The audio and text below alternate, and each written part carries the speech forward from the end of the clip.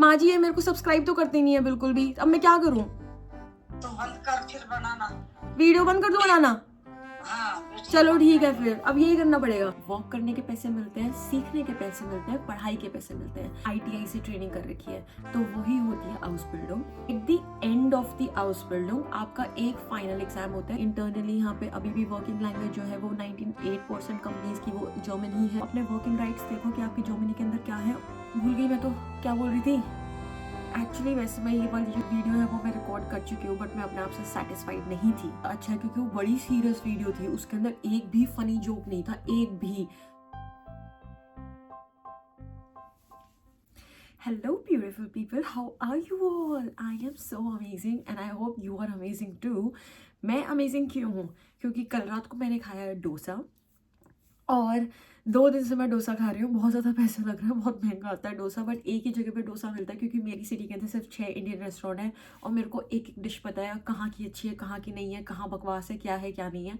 तो मैं आज बहुत ही अच्छे मूड में उठी हूँ और बहुत ज़्यादा अर्ली मॉर्निंग हो रही है इस टाइम पर, तो मेरा मूड तो बहुत अच्छा है, जो कि होना भी चाहिए। क्योंकि आज हम जिस टॉपिक के बारे में बात करने वाले हैं वो बहुत ज़्यादा रिक्वेस्टेड टॉपिक है और सब लोग जानना चाहते हैं आउसबिल्डिंग के बारे में। तो मैं भी बहुत एक्साइटेड हूँ, इसको ध्यान से सुनना। बहुत सारी चीज़ें आज मैं बताने वाली हूँ। आज हम जो भी चीज़ डिस्कस करेंगे वो हम डिस्कस करेंगे आउसबिल्डिंग के बारे में। और आज मैं बताऊँगी आपको आउसबिल्डिंग होती क्या है, कितने टाइप्स की होती है, करनी चाहिए तो कौन सी करनी चाहिए और नहीं करनी चाहिए तो क्यों नहीं करनी चाहिए, क्या एडवांटेजेस हैं, किन लोगों के लिए परफेक्ट है, किन लोगों के लिए परफेक्ट नहीं है, क्या सैलरी आप एक्सपेक्ट कर सकते हो। तो ये सारी चीज़ें मैं आज इसको आपको हाउस बिल्डिंग के बारे में बताऊंगी और मैं आपको थोड़े थोड़े फैक्ट्स भी बताऊंगी जो कि मैंने लोगों से सीखे हैं और लोगों को मतलब पढ़े हैं इंटरनेट वगैरह पे। तो मैंने पूरा कंपाइल्ड लिस्ट बनाई है जो चीज़ें अकॉर्डिंग टू पीपल जो जिनका ऑलरेडी हाउस बिल्डिंग के अंदर एक्सपीरियंस है वो आपको नहीं करनी चाहिए। क्योंकि मेरे को पर्सनली मेरा हाउस बिल्डिंग से इतना ज़्यादा कनेक्शन कभी रहा नहीं, क्योंकि मेरे को कभी हाउस बिल्डिंग करनी नहीं थी तो मैंने कुछ जाना नहीं इतना ज़्यादा उसके बारे में, और फिर मैं बहुत कम लोगों को जानती हूँ जो कर रहे हैं। ठीक है, अब सीरियस नोट पे आ जाते हैं। सबसे पहली चीज़ हम डिस्कस करेंगे what is house building. House building अगर आपने इंडिया के अंदर पता नहीं कभी कभी सुना है, कुछ लोग बोलते हैं कि इसने आईटीआई से, आईआईटी नहीं आईटीआई से ट्रेनिंग कर रखी है, तो वही होती है हाउस बिल्डिंग। इसको आप एक तरीके से वोकेशनल ट्रेनिंग या फिर अप्रेंटिसशिप लगा लो, वो होती है। मतलब कि आपको इंटर्नशिप भी नहीं कह सकते इसको, मतलब कि इसके अंदर आपकी पढ़ाई भी होती है और इसके अंदर आपको फिजिकल वर्क भी सिखाया जाता है। मेनली आपको स्किल्स सिखाई जाती हैं बाय प्रैक्टिकल वर्क, और इस चीज़ के आपको एंटायरली पैसे मिलते हैं। इसको बोलते हैं हाउस बिल्डिंग। जर्मनी के अंदर ये कॉन्सेप्ट होता है कि आप जब स्कूल में पढ़ाई करते हो आफ्टर 10th क्लास या फिर 12th क्लास, अगर आपको ऐसा कोई स्किल्ड प्रोफेशन करना है जिसके अंदर आपको टेक्निकल स्किल्स चाहिए, अब आपको मान लो मतलब वुड के बारे में कारपेंटर बनना है आपको, तो उसके अंदर आपको वुड के बारे में सारी चीज़ें समझनी होंगी। उसके लिए आपको कोई कोर्स थोड़ी ना सिखाया जाता है, तो उसके लिए आप ये क्या करते हैं, ये प्रोफेशनल स्कूल्स होते हैं इनके। तो जो लोग ऐसी स्किल्ड जॉब्स करना चाहते हैं वो डायरेक्टली इन स्कूल्स के अंदर एडमिशन लेते हैं without doing bachelors and stuff. So it's kind of like a diploma. ठीक है, 2 तरीके की हाउस बिल्डिंग होती है। पहली हाउस बिल्डिंग होती है डुअलिस स्टूडियो। डुअलिस स्टूडियो का मतलब होता है इसके अंदर ना प्रोफेशनल स्किल्स के ऊपर ज़्यादा कंसंट्रेट किया जाता है। जैसे कि आप लगा लो इलेक्ट्रीशियन, कारपेंटर। आपको एक कंपनी बोलती है कि आप हमारे लिए काम करो और हम आपको थियोरेटिकल नॉलेज भी प्रोवाइड करेंगे by enrolling you in a school. अब दूसरी चीज़ होती है शूलिशर। शूलिशर स्कूल से आता है वर्ड। तो मतलब कि आपको एक स्कूल के अंदर आप एनरोल्ड होते हो, एक प्रोग्राम के अंदर आप एनरोल्ड होते हो, और वो आपको प्रैक्टिकल एक्सपीरियंस प्रोवाइड करने के लिए kind of like a internship करवाते हैं साइड बाय साइड। ये आप डिसाइड कर सकते हो, ऑफ कोर्स ये प्रोफेशन पे डिसाइड करता है कि आपको कौन सा, आपको ज़्यादा पढ़ाई वाले उसमें जाना है या फिर आपको मेनली प्रैक्टिकल स्किल्ड प्रोफेशन में जाना है। तो ये आपका उस पर डिसाइड करेगा कि आपको वोकेशनल ट्रेनिंग करनी है या फिर आपको डुअलिस स्टूडियो करनी है। तो ये एंटायरली फील्ड पे भी डिपेंड करता है, तो वो आप देख लेना कि आपकी फील्ड के अंदर कौन कौन सी चीज़ें, कौन किस टाइप की हाउस बिल्डिंग जो है वो रिक्वायर्ड है। अब हम बात करेंगे जेनेरिक हाउस बिल्डिंग के बारे में कि क्या हाउस बिल्डिंग जो है वो पेड होती है तो किस तरीके से पेड होती है। जनरली आप हाउस बिल्डिंग के अंदर 3 दिन प्रैक्टिकल वर्क करते हो हफ्ते में, और 2 दिन आप थियोरेटिकल क्लासेस लेते हो। और ये थोड़ा सा ऊपर नीचे भी हो सकता है, वो डिपेंड करता है आपकी कंपनी के ऊपर, आपके स्कूल के ऊपर, हर चीज़ के ऊपर। बट मेनली ऐसा ही होता है कि 60% आपका प्रैक्टिकल वर्क होता है, 40% आपकी थियोरेटिकल नॉलेज होती है, या फिर 70-30 भी हो सकता है ये सिनेरियो। अब इसके अंदर यस, आपको पढ़ाई की, आपको हर चीज़ के पैसे मिलते हैं, आपको वर्क करने के पैसे मिलते हैं, सीखने के पैसे मिलते हैं, पढ़ाई के पैसे मिलते हैं। तो ये एक ओवरऑल पैकेज होता है। एक कंपनी बोलती है या कि आप हमारे लिए काम करो, स्किल्स सीखो, उसको हमारे वर्क के अंदर इम्प्लीमेंट करो, और हम आपको हर चीज़ के लिए पैसे पे करेंगे, क्योंकि आप पढ़ ही उस कंपनी के लिए रहे होते हो ना। उस कंपनी का एक स्पेशलाइज्ड कोर्स होता है, या फिर स्पेशलाइज्ड प्रोफेशन होता है, या ट्रेड होता है, उसके लिए आप पढ़ाई भी करते हो, उन्हीं के लिए आप काम भी कर रहे होते हो, एक्सपीरियंस गेन करने के लिए, और उनको भी बेनिफिट होता है इस चीज़ से। तो इस वजह से ये चीज़ें जो होती हैं वो पेड होती हैं, कि आप एक एंटायरली अपना जो टाइम है और अपनी स्टडीज़ हैं वो एक स्पेसिफिक कंपनी के लिए इन्वेस्ट कर रहे हो। बेसिकली नॉर्मली आपकी जो हाउस बिल्डिंग होती है उसकी ड्यूरेशन होती है 2.5 से 3 साल, 3.5 साल तक भी हो सकती है। जैसे कि आपको जो फर्स्ट ईयर में आपको जो सैलरी मिलती है वो सेकेंड ईयर में थोड़ी सी डिफरेंट होती है, और थर्ड ईयर में थोड़ी सी डिफरेंट होती है। फॉर एग्जाम्पल ज़्यादा डिफरेंस नहीं आता, but according to living cost difference आता है। फॉर एग्जाम्पल अगर आपको एक पहले वाले महीने में 800 यूरो मिल रहे हैं, तो हो सकता है आपको सेकेंड ईयर में, मतलब मिलेंगे तो ज़्यादा ही, बट हो सकता है कि आपको सेकेंड ईयर के अंदर 150 यूरो और ज़्यादा मिले, तो आपको 950 मिल रहे हैं। और थर्ड ईयर ऑनवर्ड्स आपको इस सेम चीज़ के आपको 1100 यूरो मिल रहे हैं, या फिर 1150 यूरो मिल रहे हैं। हर ईयर आपको थोड़ी थोड़ी ज़्यादा पैसे मिलते हैं according to the government policy, because वो लिविंग कॉस्ट है उसको रीवैल्यूएट करते हैं। फिर अब आप ये बोलोगे कि अच्छा, मतलब इसके अंदर काम करना होता है, पढ़ाई करनी होती है, तो इसको इवैल्यूएट कैसे किया जाता है आपकी परफॉर्मेंस? तो at the end of the आउसबिल्डिंग आपका एक फाइनल एग्जाम होता है, जिसके अंदर आपकी प्रैक्टिकल स्किल्स और जिसके अंदर आपकी थियोरेटिकल स्किल्स दोनों को इवैल्यूएट किया जाता है बाय गिविंग दिस एग्जाम। तो उसके अंदर आपको प्रैक्टिकल भी होता होगा, थियोरेटिकल नॉलेज बेस्ड एग्जाम भी होता होगा, तो उसके लिए आपको पढ़ाई करनी होती है। और जब आप ये कर लेते हो तब आपको एक सर्टिफिकेट मिलता है, डिप्लोमा का, काइंड ऑफ डिप्लोमा होता है वो, और उसके बाद आप जॉब्स के लिए अप्लाई कर सकते हो। अब एडवांटेजेस क्या है कि इंसान हाउस बिल्डिंग करने आए बट बैचलर्स या मास्टर्स ना करें। फर्स्ट ऑफ ऑल, अगर आप ज़्यादा एजुकेटेड नहीं हो, या फिर आपके पास कोई हाई लेवल क्वालिफिकेशन नहीं है, और आपको लाइफ के अंदर कुछ करना है, कोई स्किल्ड प्रोफेशन करना है, तो ये आपके लिए एक रास्ता है। अगर आप बोलते हो कि मैं 10th पास आउट हूँ या फिर 12th पास आउट हूँ, ये डिपेंड करता है कंपनीज के अंदर। कुछ कंपनीज सिर्फ 10 ईयर्स ऑफ एजुकेशन मांगती हैं, कुछ कंपनीज 12 ईयर्स ऑफ एजुकेशन मांगती हैं, और 16 साल की उम्र के बाद में आप इस चीज़ के लिए एलिजिबल होते हो। तो आपको डायरेक्ट, अगर आपको 12th के बाद में आके एक पर्टिकुलर ट्रेड के अंदर जाना है, तो आपके लिए ये बहुत ज़्यादा एडवांटेजेस है।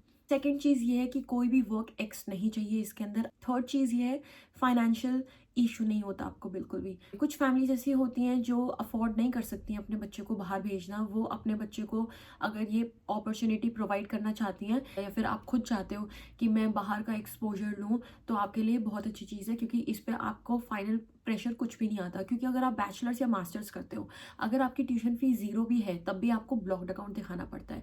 बट क्योंकि यहाँ पे आपको फर्स्ट ईयर से सैलरी मिलती है, आपको ब्लॉक्ड अकाउंट का जो अमाउंट होता है या तो वो निल होता है, या फिर आपको थोड़ा बहुत अमाउंट दिखाना होता है। तो आपको कोई पैसे नहीं चाहिए जर्मनी आने के लिए। ऑफकोर्स थोड़ा बहुत, मतलब 1-2 लाख रुपए आपको सेटल होने के लिए, फ्लाइट्स वगैरह, ये सारी चीज़ें जो ऑफकोर्स चाहिए होंगी। बट नॉर्मली आपको ये टेंशन लेने की जरूरत नहीं है कि मुझे घर से पैसे लेने हैं, या फिर मेरे को इतने पैसों का इंतजाम करना है जर्मनी जाने के लिए पहले से। तो ये बहुत अच्छा एडवांटेज है उन लोगों के लिए। अब आती है बात कि आप इसको कैसे अप्लाई करो, कहाँ अप्लाई करो, क्या प्रोसेस होता है, क्या नहीं होता। सबसे पहले हम एप्लीकेशन प्रोसेस के बारे में बात करते हैं, उसके बाद हम वीज़ा प्रोसेस के बारे में बात करेंगे ऑफकोर्स, क्योंकि अगर आपकी एप्लीकेशन अप्रूव होगी तभी आपको वीज़ा मिल सकता है। तो आपकी एप्लीकेशन प्रोसेस के अंदर फर्स्ट चीज़, सबसे मेन इंपॉर्टेंट चीज़ आती है कि आपको जॉब ढूंढनी है। अब आपको जॉब ढूंढोगे कैसे, फील्ड कैसे डिसाइड करोगे? मोर देन 300 प्रोफेशंस हैं जिसके अंदर आप हाउस बिल्डिंग कर सकते हो, तो बहुत ही वास्ट एरिया है। उसके बाद में इन सब चीज़ों की एप्लीकेशंस ढूंढने के लिए आपको 2-3 वेबसाइट्स जो है वो मैं डिस्क्रिप्शन में डालूंगी, या फिर मैं नीचे डाल दूंगी। एक होती है ausbildung.de, के अंदर बहुत ज़्यादा पोस्टिंग्स होती हैं, तो आपको इजी रहेगा यहाँ पे जॉब्स ढूंढना। सेकंड वेबसाइट जो मेरे को बहुत अच्छी लगती है वो है make it in Germany, German mission in India की वेबसाइट है। मैं उसका नीचे लिंक डाल दूंगी, इस पर भी आप ढूंढ सकते हो। फिर थर्ड होती है जो गवर्नमेंट वेबसाइट है, उसको बोलते हैं बुंडेसआगेंटूर für Arbeit। वहाँ से भी आप अपनी आउसबिल्डिंग ढूंढ सकते हो। तो ये 3 मेन जगह हैं। बाकी कुछ कुछ जो होती हैं वो लिंक्डइन पे भी या फिर इंडीड वगैरह इन सब चीज़ों पे होती है, बट मेनली आपको सारी जो जॉब पोस्टिंग्स हैं वो यहाँ पे मिल जाएंगी। उसके बाद में आप अपनी एप्लीकेशन को फिल आउट जब आप करोगे, उसके लिए आपको सीवी बनाना है, सीवी बनाना है और लेटर ऑफ मोटिवेशन बनाना है। अब सीवी बनाना, यहाँ पे आप बोलोगे कि किस चीज़ में सीवी बनाए, तो मेन सबसे चीज़ क्या है, मेन यहाँ पे ये है कि आपको सीवी जर्मन के अंदर बनाना होगा और आपको लेटर ऑफ मोटिवेशन भी जर्मन के अंदर लिखना होगा।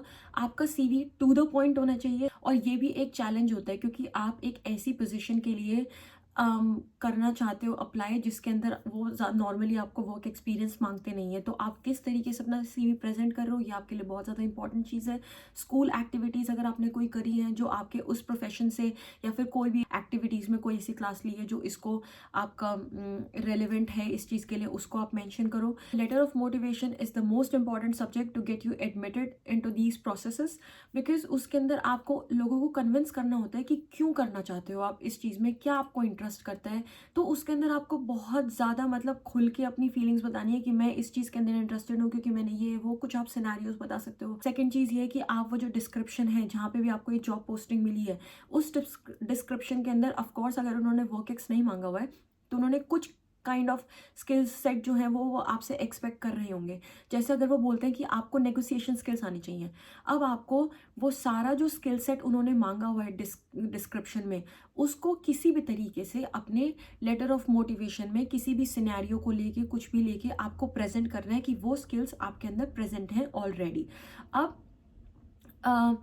भूल गई मैं तो क्या बोल रही थी, यह मेरे को याद आ गई बात जो मैं बोल रही थी कि आपको हर एप्लीकेशन कस्टमाइज करनी है कि अकॉर्डिंग टू द डिस्क्रिप्शन ही भेजें, ऐसे ही जनरल मत भेजें, बहुत ज़्यादा चांसेस जो है वो आपके कम हो जाएंगे। ऑफ मोटिवेशन है उसको कृपया करके काफ़ी अच्छा ज़्यादा बनाएं, उसको लोगों से चेक करवाएं, सारी चीज़ें करवाएं, ठीक है। फिर आपको क्या करना है, ध्यान से पढ़ना कि वो कैसे आपसे एप्लीकेशन मांग रहे हैं। कभी कभी वो डिजिटली एक्सेप्ट करते हैं, बट कभी कभी आपको उनको पोस्ट करना होता है। इंडिया से डॉक्यूमेंट्स पोस्ट करने का मतलब ये है कि 3 से 4 हज़ार रुपये आपके लग सकते हैं डॉक्यूमेंट्स भेजने के लिए। तो वो आप ध्यान से पढ़ें कि वो उन्होंने एप्लीकेशन किस फॉर्म के अंदर मांगी है।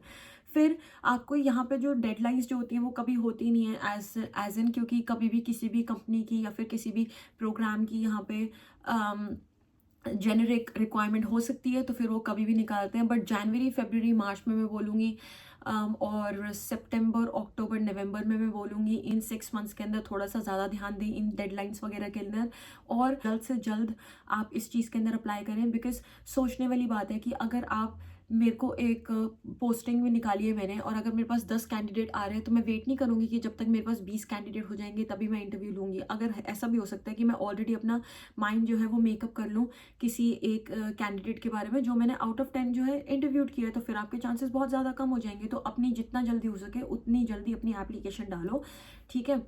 और ये सबसे अच्छी चीज़ ये है कि जो एप्लीकेशन प्रोसेस है इसके अंदर आपको एजेंसी की ज़रूरत नहीं है। ये सारी चीज़ें जो है वो आप खुद कर सकते हो, क्योंकि ऑफकोर्स सोचने वाली बात है, अगर मुझे कोई जॉब ढूंढनी है तो फिर मैं किसी को ये नहीं बोलूँगी तो मेरे लिए जॉब ढूंढ दे, वो मैं खुद ही करूँगी। मुझे पता है कि मुझे किस तरीके की जॉब चाहिए, किस तरीके की नहीं चाहिए, तो ये आप खुद ही करें, वो ज़्यादा बेहतर होगा आपके लिए। अब आपको वीज़ा लगवाना है, तो वीज़ा की रिक्वायरमेंट्स क्या होंगी, तो वीज़ा रिक्वायरमेंट के लिए सबसे पहले आपको हाउस बिल्डिंग कॉन्ट्रैक्ट तो चाहिए ही चाहिए। जो वो आपको कॉन्ट्रैक्ट भेजेंगे, मेक श्योर कि उन्होंने साइन करा हुआ है, मेक श्योर कि आप सारी उसकी टर्म्स एंड कंडीशंस पहले एक्सेप्ट करने से पहले पढ़ो उसको, क्योंकि कभी कभी ऐसा होता है कि आप जो लोग हो वो पढ़ते नहीं हो, उसके अंदर कितने आर्ट्स लिखे होते हैं, क्या उसका मतलब प्राइसेस होते हैं कि वो ओवर टाइम के लिए पे करेंगे नहीं करेंगे, आप अच्छे से कॉन्ट्रैक्ट पढ़ते नहीं हो, उसके बाद आप यहाँ पे जाते हो, फिर आपको एक्सप्लॉइट किया जाता है क्योंकि आपको ओवर टाइम करवाया जाता है, और आपके माइंड में ये होता है कि ओवर टाइम के तो मेरे को पैसे मिलेंगे, फिर आपको मिलते नहीं है। तो ये सारी चीज़ें अच्छे से पढ़ो, अपने वर्किंग राइट्स देखो कि आपकी जर्मनी के अंदर क्या है, उसी के बाद आप एक लेटर है उसको एक्सेप्ट करो। सेकेंड चीज़ ये है, कैटेगरी डी होती है वोकेशनल ट्रेनिंग, उसके अंदर आपको अप्लाई करना है वीज़ा के लिए, और नॉर्मल जो प्रोसेस होता है वीज़ा के लिए वही अप्लाई करोगे ऑफकोर्स, क्योंकि ये नेशनल वीज़ा के अंदर आता है, क्योंकि आप 3 महीने से ज़्यादा आपका स्टे है कंट्री के अंदर, तो इसीलिए। उसके बाद में सबसे बेस्ट चीज़ ये है जो मैंने आपको पहले मेंशन करी है कि बहुत सारे केसेस के अंदर ब्लॉक्ड अकाउंट नहीं चाहिए होता। वो कैसे कैलकुलेट होता है वो, फॉर एग्जाम्पल आप को मैं वहाँ बताती हूँ। जैसे कि मान लो मेरे को, मैंने वोकेशनल ट्रेनिंग करी और मेरे को मिल रहे हैं, उन्होंने मेरे को बोला है कि हम आपको 900 यूरो देंगे। अब लिविंग कॉस्ट जो इन्होंने अभी 2024 की निकाली हुई है वो है 934 यूरोज़। अब मेरे को 34 यूरोज़ का गैप बचा हुआ है, तो मेरे को ब्लॉक्ड अकाउंट वाले बोलेंगे कि ठीक है आप हमें 1 साल का ब्लॉक्ड अकाउंट दिखाओ, बट आपका जो ये फाइनेंशियल गैप है ना 34 यूरोज़ का पर मंथ, वो आपको हमें शो करना होगा ब्लॉक्ड अकाउंट के अंदर। तो फिर अगर आप देखा जाए तो 34 इंटू 12 कर लो, मतलब ये लगा लो 60-70 हज़ार रुपये या फिर 1 लाख तक आपको और ब्लॉक्ड अकाउंट के अंदर दिखाने होंगे, जितना भी आपका गैप होता है। और मोस्ट ऑफ द केसेस के अंदर आपको ब्लॉक्ड अकाउंट की ज़रूरत नहीं होती, क्योंकि वो आपको इतना तो पे कर ही देते हैं, मतलब 1000 तक, 1100 तक वो आपको पे कर ही देते हैं।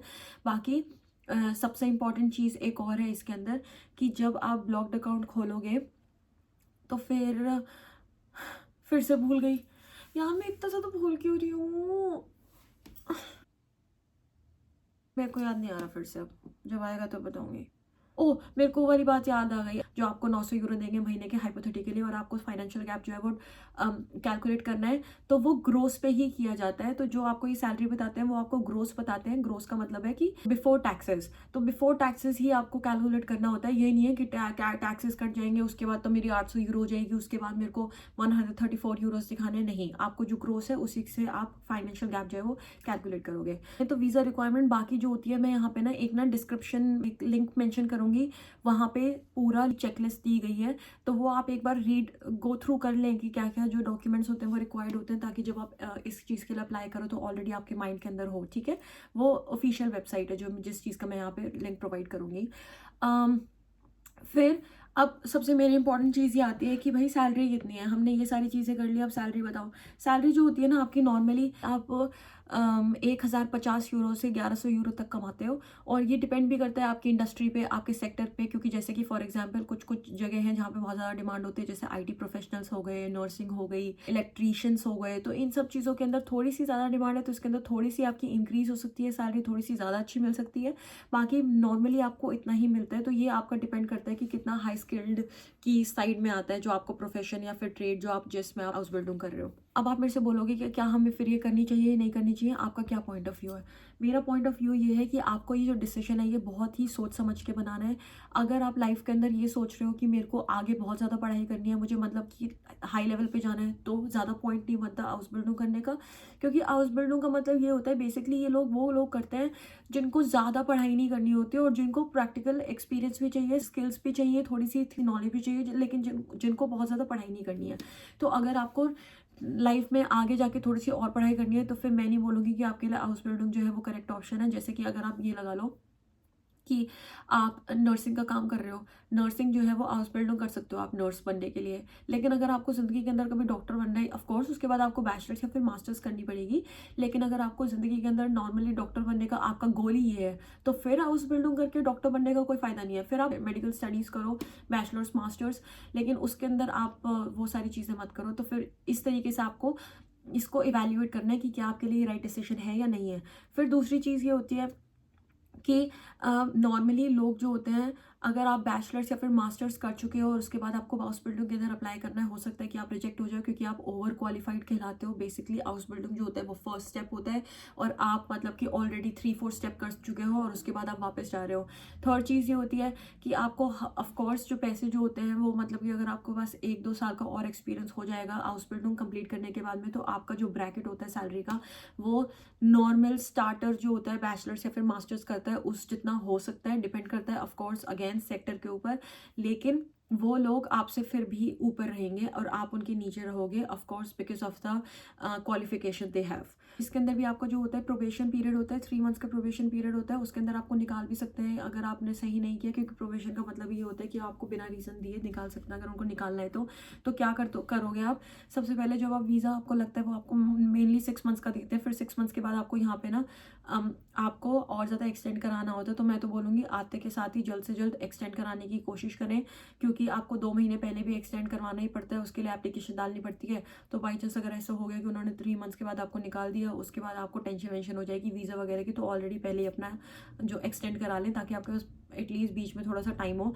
उसके बाद अगर मैं आपको ये भी सजेस्ट करूँगी कि आपको जो हाउस बिल्डिंग है, अगर आपको वो आपकी फील्ड में नहीं मिल रही है, तो मैं आपको बोलूँगी कि एक पर्टिकुलर फील्ड के पीछे ना भागें, बहुत सारी फील्ड के अंदर अप्लाई कर सकते हो। अगर आपको ऐसा लग रहा है कि आपका acceptance rate because of XY reason सही नहीं है, तो क्योंकि यहाँ पे आने के बाद आप अपनी हाउस बिल्डिंग जो है वो चेंज भी कर सकते हो एरिया के अंदर, तो कोई ज़्यादा टेंशन वाली बात नहीं है। अगर आपको एक फील्ड के अंदर नहीं मिल रही है, आप किसी और फील्ड के अंदर अप्लाई करके यहाँ पे आके चेंज कर लेना।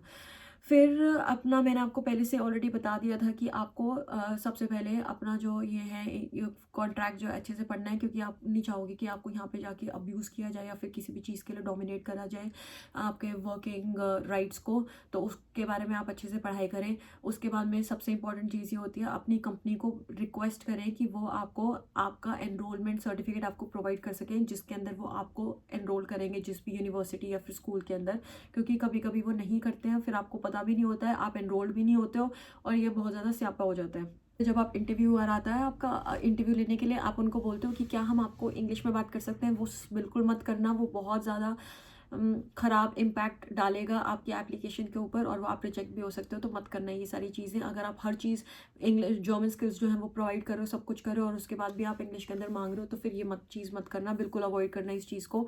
ऑफकोर्स बीच बीच में अगर आपको कोई वर्ड नहीं आ रहा है तो वो वर्ड इंग्लिश का बोल दिया, वो तो चल जाएगा, लेकिन बिल्कुल एंटायरली ऐसे स्ट्रेट फॉरवर्डली इस चीज़ के बारे में मत पूछना।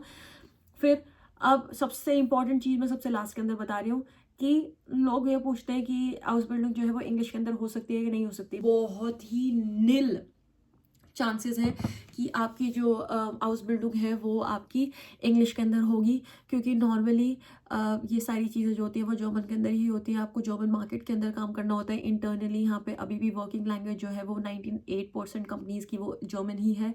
तो फिर बहुत ज़्यादा मुश्किल है कोई भी इंग्लिश के अंदर ढूंढना, तो उसके लिए आपको जर्मन जो है वो पढ़नी ही होगी। जर्मन की रिक्वायरमेंट बेसिकली B1 तो चाहिए ही चाहिए और बहुत जगह पे B2 चाहिए। तो इस चीज़ का ध्यान रखना, बिना जर्मन अगर आपको जर्मन नहीं आती है तो आप नहीं कर सकते, मतलब ये आपके लिए फील्ड नहीं है। फिर आप इसके अंदर आपको जर्मन कम्युनिकेशन स्किल्स चाहिए ही चाहिए। कभी कभी ऐसा होता है कि आपको फर्स्ट सेमेस्टर में ज़्यादा समझ में नहीं आता, अगर आपके पास जर्मन स्किल्स हैं ऑलरेडी तब भी, तो उसके अंदर ये मत गिव अप मत कर देना कि मेरे को समझ में नहीं आ रहा। थोड़ा सा लैंग्वेज का होल्ड लेने में थोड़ा सा टाइम लगता है, क्योंकि प्रोनाउंसिएशन डिफरेंट होती है, स्टाइल डिफरेंट होता है। ऑफकोर्स वो और ज़्यादा वर्ड्स यूज़ करते हैं जितने हम सीख के आते हैं ऑलरेडी, तो थोड़ा सा टाइम दो अपने आप को। अगर आप यहाँ पे स्टार्ट करोगे तो, और आपको ऑलरेडी पैड करने की ज़रूरत है आपको अपनी पीठ पे, कि आप ऑलरेडी एक नई जगह पे आके नई लैंग्वेज, नया कल्चर, सब कुछ नया कर रहे हो, तो अपने आप पे इतना ज़्यादा हार्श होने की ज़रूरत नहीं है कि मेरे से नहीं हो रहा, मेरे से ये नहीं हो रहा, मैं इसके लिए काबिल नहीं हूँ, ये नहीं हूँ, वो नहीं हूँ। ठीक है, बहुत ज़्यादा लंबी वीडियो हो गई है ये, बट मैं क्या करूँ, मैंने तो इतनी जल्दी जल्दी बोला, इतनी ज़्यादा अच्छी अच्छी स्पीड बोली है, I am so sorry for that. बाकी अब मैं जा रही हूँ, मैं बहुत ज़्यादा थक गई हूँ। मैं होप करती हूँ कि आपका जो दिन है वो बहुत बहुत बहुत अच्छा जाए। आज वो लोग तो बड़े खुश होंगे जिन्होंने जो मेरे को बोलते हैं बकवास कम किया कर, स्ट्रेट टू द पॉइंट बात किया कर, बेफालतू की बकवास करती है वो करती है। बाहर में जाओ, तुम बाहर में जाओ, बाहर में जाओ, बाहर में जाओ। सबको नहीं बोल रही, उन लोगों को बोल रही हूँ। और आज उनका दिन है, देख लो, आज उनको मैंने खुश भी कर दिया बिना बकवास करे। लेकिन अब तो कर रही हूँ ना, क्योंकि मैं अपनी वाली जो मेरी क्यूट सी ऑडियंस है उनको भी मैं हैप्पी करूँगी ना, थोड़ा बहुत कुछ बोल के, जिनको ये हो रहा है कि आज मैंने महिमा की कोई भी फनी बात नहीं सुनी या फिर ये नहीं सुना, वो नहीं सुना। ठीक है, तो आई होप कि आप सब लोग जो है वो अपना ख्याल रखें। और फिर से मैं यही बोलूँगी कि बेसन के लड्डू खा रहे हो, गाजर का हलवा बनेगा अब थोड़े दिनों में, ये सारी चीज़ें खाओ, कोई बात नहीं। मेरे लिए अगर जो लोग मेरे से प्यार करते हैं और वो यहाँ पे आना चाहते हैं, अगर मैं मेरे लिए कोई स्वीट्स लेके आना चाहते हैं, you are more than welcome. ठीक है, मैं कभी मना नहीं करूँगी इतने अच्छे ऑफर को।